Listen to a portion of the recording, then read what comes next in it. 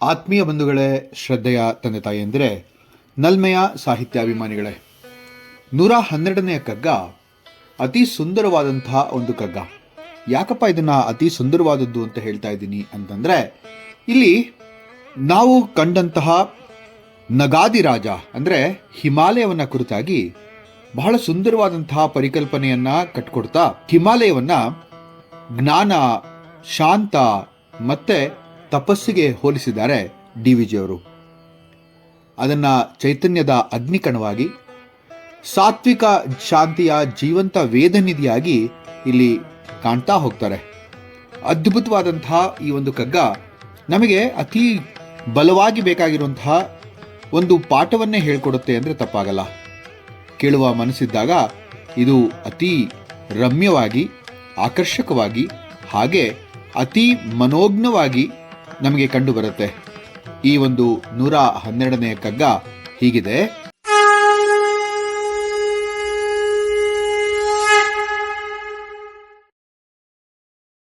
ಹಿಮಗಿರಿಯೊಳವಿತಿಹುದು ಚೈತನ್ಯದಗ್ನಿಕಣ, ಸ್ಥಿಮಿತದಿಂತಿರ್ಪುದದು ಧರೆಯ ಹಿತಕ್ಕೆ. ಶಮದ ಸುಂದರ ಸಾತ್ವಿಕದ ಗಾಂಭೀರ್ಯವದು, ನಮಗೊಂದು ವೇದ ನಿಧಿ ಮಂಕುತಿಮ್ಮ.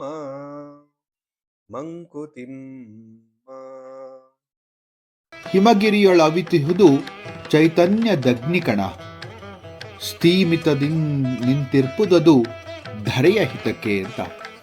ಇದು ಅದ್ಭುತ ಅಂತ ಅನ್ಸುತ್ತೆ ನನಗೆ. ಯಾಕೆ ಅಂತಂದರೆ, ಹಿಮಾಲಯದೊಳಗೆ ಒಂದು ಚೈತನ್ಯದ ಅಗ್ನಿಕಣ ಮೌನವಾಗಿ ನೆಲೆಸಿದೆ ಅಂತ.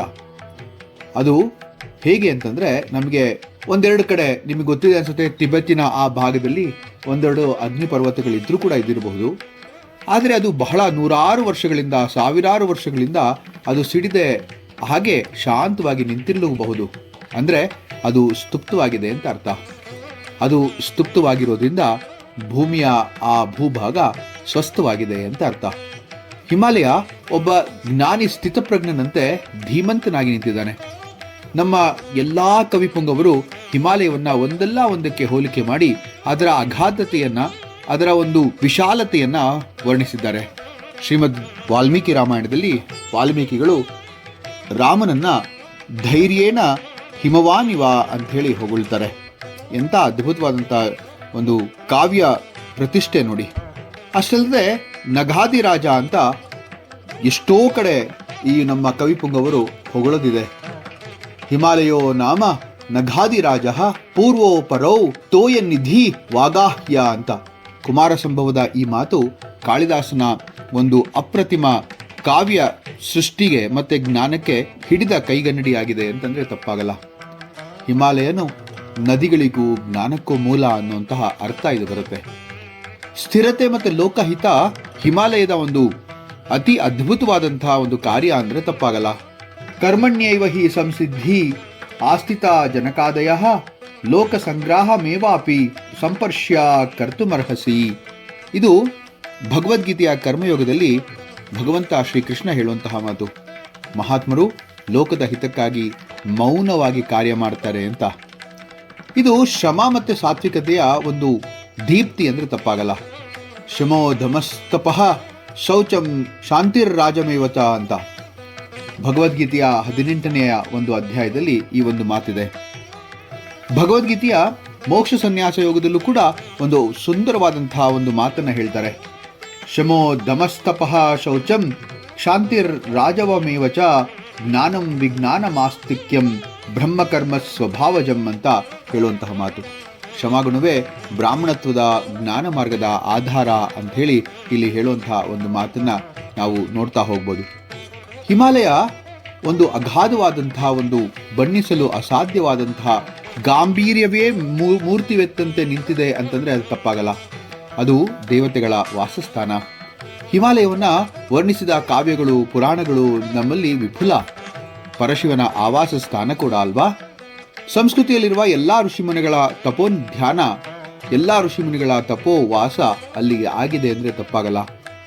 ಋಷಿಮುನಿಗಳಿಗೂ ಕೂಡ, ಅದರಲ್ಲೂ ವಸಿಷ್ಠ, ಗೌತಮ, ವಿಶ್ವಾಮಿತ್ರ, ವೇದವ್ಯಾಸರು ಮುಂತಾದವರೆಲ್ಲರೂ ಕೂಡ ಈ ಹಿಮಾಲಯದ ಒಂದು ತಪ್ಪಲಿನಲ್ಲಿ ಅವರು ತಮ್ಮ ತಪವನ್ನು ಗೈದಿದ್ದಾರೆ ಅಂದರೆ ತಪ್ಪಾಗಲ್ಲ. ಹಿಮಾಲಯ ನಮ್ಮ ಭಾರತದ ವೇದ ಸಂಸ್ಕೃತಿಯ ಉಗಮ ಸ್ಥಾನ ಅಂದರೆ ಅದು ಅತಿಶಯೋಕ್ತಿ ಅಲ್ಲ ಅಲ್ವಾ? ಭಾರತೀಯ ಸಂಸ್ಕೃತಿಯ ಜ್ಞಾನದ ಅಗ್ನಿಗೆ ನಮ್ಮ ಹಿಮಾಲಯವೇ ಮೂಲವೆಂದರೆ ತಪ್ಪಾಗಲಾರದು. ಹಿಮಾಲಯವನ್ನು ಬಣಿಸಲು ಹೋದರೆ ನಮಗೆ ಪದಗಳೇ ಸಿಗಲ್ಲ ಅಂತ ಅನಿಸುತ್ತೆ. ಸ್ಥಿಮಿತದಿಂ ನಿಂತಿರ್ಪುದದು ಧರೆಯ ಹಿತಕ್ಕೆ ಅನ್ನುವಂತಹ ಮಾತು ಎಷ್ಟು ಸರಿ ಅಂತ ಅನಿಸ್ಬಿಡುತ್ತೆ ನೋಡಿ. ಅಂದರೆ ಅರ್ಥ ಏನು ಅಂತಂದರೆ, ಅದರಲ್ಲಿ ಚೈತನ್ಯವೆಂಬ ಅಗ್ನಿ ಅಡಗಿ ನಿದ್ರಿಸ್ತಾ ಇದ್ರೂ ಕೂಡ ಆ ಪರಬ್ರಹ್ಮನ ವಿದ್ಯುತ್ ಬೆಳಕು ಏನಿದೆ, ಆ ಒಂದು ಸುಂದರ ಮತ್ತು ಒಳ್ಳೆಯ ಗುಣಗಳಿಂದ ಕೂಡಿದಂತಹ ಗಾಂಭೀರ್ಯವಾದಂತಹ ಹಿಮಾಲಯ ಅದು ಎಲ್ಲರ ಒಳಿತಿಗಾಗಿ, ಅಂದ್ರೇನು, ಪ್ರಪಂಚದ ಲೋಕ ಕಲ್ಯಾಣಕ್ಕಾಗಿ, ಎಲ್ಲರ ಒಳಿತಿಗಾಗಿ ಅದು ಅಲುಗಾಡದೆ ನಿಂತಿದೆ ಅಂತ ಹೇಳಿ ಅರ್ಥ. ಶಮದ ಸುಂದರದ ಸಾತ್ವಿಕದ ಗಾಂಭೀರ್ಯವದು ಅಂದ್ರೆ ಅರ್ಥ ಏನಪ್ಪಾ ಅಂದ್ರೆ, ಸುಂದರ ಮತ್ತು ಒಳ್ಳೆಯ ಗುಣಗಳಿಂದ ಕೂಡಿದ ಗಾಂಭೀರ್ಯದ ಅಥವಾ ಮೂರ್ತಿವೆತ್ತಂತದ್ದಾಗಿದೆ ಹಿಮಾಲಯ ಅಂತಂದ್ರೆ ತಪ್ಪಾಗಲ್ಲ. ಇಲ್ಲಿ ಗಂಭೀರ ಜ್ಞಾನ ಸ್ವರೂಪವಾಗಿ ನಮ್ಮ ಸುತ್ತಮುತ್ತಲಿನ ಸಮಾಜದಲ್ಲಿ ಅನೇಕ ಜನ ಚೈತನ್ಯವಂತರು ಇದ್ದಾರೆ. ಆ ಜ್ಞಾನ ಪಿಪಾಸುಗಳನ್ನ, ಚೈತನ್ಯವಂತರನ್ನ ನಾವು ಯಾವಾಗಲೂ ಕೂಡ ವೇದ ನಿಧಿಗಳಂತೆ ಕಾಣ್ತಾರೆ. ನಮಗೆ 4ನೆಯ ಸಾಲಿನ ಒಂದು ಅದ್ಭುತವಾದಂತಹ ಮಾತು ನೋಡಿ, ನಮಗೊಂದು ವೇದ ನಿಧಿ ಅಂತ ಹೇಳಿ ಹೇಳುವಂತಹ ಮಾತು.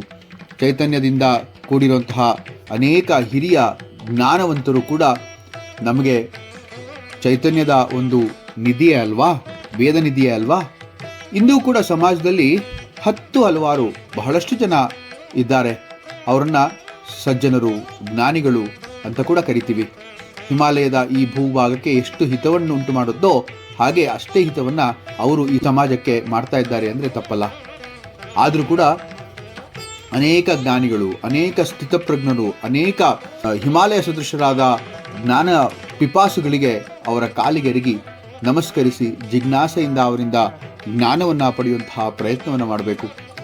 ಅವರಿಂದ ಸಿಡಿಯುವ ಜ್ಞಾನಾಗ್ನಿ ಕಿಡಿಗಳನ್ನು ಗ್ರಹಿಸಿ ನಮ್ಮ ಮನಸ್ಸು ಬುದ್ಧಿಗಳನ್ನು ಪ್ರಜ್ವಲಿಸಿಕೊಳ್ಬೇಕು. ಅಂತಹ ಜ್ಞಾನಿಗಳು ಹಿಮಾಲಯ ಸದೃಶರಾಗಿರುವುದರಿಂದಲೇ ಅವರು ಇಂದಿಗೂ ಕೂಡ ಸಮಾಜದಲ್ಲಿ ಹಲವಾರು ಸಜ್ಜನರನ್ನ, ಹಲವಾರು ಹಿತಕಾರಿಯಾದಂತಹ ಒಂದು ಕಾರ್ಯಗಳನ್ನು ಮಾಡೋದಕ್ಕೆ ಪ್ರೇರೇಪಣೆಯಾಗಿದ್ದಾರೆ. ಅವರು ಕೂಡ ಮಾಡ್ತಾ ಇದ್ದಾರೆ ಅಂದರೆ ತಪ್ಪಾಗಲ್ಲ. ಇಲ್ಲಿ ಈ ಒಂದು ಕಗ್ಗದ ಮೂಲ ಅರ್ಥ ಏನಪ್ಪಾ ಅಂತಂದ್ರೆ, ಶಾಂತವಾಗಿರುವುದು ದುರ್ಬಲತೆ ಅಲ್ಲ, ಮೌನವೇ ದೊಡ್ಡ ಶಕ್ತಿ. ಸಾತ್ವಿಕ ಜೀವನವೇ ಸಮಾಜಕ್ಕೆ ವೇದನಿಧಿ ಅಂತಂದ್ರೆ ತಪ್ಪಾಗಲ್ಲ. ಮನುಷ್ಯನು ಕೂಡ ಹಿಮಾಲಯದಂತೆ ಇರಬೇಕು ಅಂತ DVG ಅವರು ಹೇಳ್ತಾರೆ. ಒಳಗೆ ತಪಸ್ಸಿರಬೇಕು, ಹೊರಗೆ ಶಾಂತಿ ಇರಬೇಕು. ಅದರ ಫಲವಾಗಿ ಲೋಕಹಿತ ಆಗತ್ತೆ ಅಂದರೆ ತಪ್ಪಲ್ಲ. ಸಂಕ್ಷೇಪವಾಗಿ ಹೇಳೋದಾದರೆ, ಹಿಮಗಿರಿ ಇಲ್ಲಿ ಜೀವಂತ ವೇದ, ಮೌನ ಚೈತನ್ಯದ ಶಕ್ತಿ, ಶ್ರಮ ಲೋಕಹಿತದ ಮೂಲ.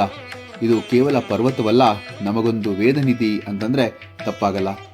ಬಹಳಷ್ಟು ಉದಾಹರಣೆಗಳನ್ನು ನಾವಿಲ್ಲಿ ನೋಡ್ಬೋದು. ಹಿಮಾಲಯದಲ್ಲಿ ಋಷಿಗಳು, ವ್ಯಾಸ, ವಸಿಷ್ಠ, ನಾರದರು, ವಿಶ್ವಾಮಿತ್ರರು ಮತ್ತೆ ಇನ್ನೂ ಅನೇಕರು ಮೌನ, ಧ್ಯಾನ, ತಪಸ್ಸಿನಿಂದ ಲೋಕಕ್ಕೆ ಜ್ಞಾನವನ್ನು ನೀಡ್ತಾರೆ. ಗಂಗೆ ಹಿಮಾಲಯದಿಂದ ಹರಿದು ಶುದ್ಧತೆ, ಜೀವನ, ಸಂಸ್ಕೃತಿಯನ್ನು ಭೂಮಿಗೆ ತರ್ತಾಳೆ. ಅಲ್ಲೇ ಗಂಗಾವತರಣವಾಗುತ್ತೆ. ಹಿಮಾಲಯ ಚಲಿಸೋದಿಲ್ಲ ನಿಜ, ಆದರೆ ಅದು ಜಗತ್ತನ್ನು ಚಲಿಸುವಂತೆ ಮಾಡುತ್ತೆ ಅಂದರೆ ತಪ್ಪಾಗಲ್ಲ. ಈ ಒಂದು ಸುಂದರವಾದಂತಹ ಕಗ್ಗ ನಮಗೇನಪ್ಪ ಹೇಳುತ್ತೆ ಅಂತಂದರೆ, ಹಿಮಾಲಯದೊಳಗೆ ಚೈತನ್ಯದ ಒಂದು ಅಗ್ನಿಕಣ ಮೌನವಾಗಿ ನೆಲೆಸಿದೆ. ಅದು ಚಲನವಿಲ್ಲದೆ ಶಾಂತವಾಗಿ ನಿಂತು ಭೂಮಿಯ ಹಿತಕ್ಕಾಗಿ ಕಾರ್ಯನಿರ್ವಹಿಸ್ತಾ ಇದೆ.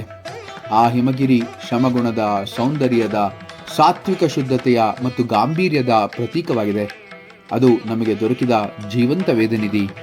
ಹಿಮಗಿರಿಯೊಳಿಹುತಿಹುದು ಚೈತನ್ಯದಗ್ನಿಕಣ, ಸ್ಥಿಮಿತದಿಂ ನಿಂತಿರ್ಪುದದು ಧರೆಯ ಹಿತಕ್ಕೆ, ಶಮದ ಸುಂದರದ ಸಾತ್ವಿಕದ ಗಾಂಭೀರ್ಯವದು ನಮಗೊಂದು ವೇದನಿಧಿ ಮಂಕುತಿಮ್ಮ, ನಮಗೊಂದು ವೇದನಿಧಿ ಮಂಕುತಿಮ್ಮ.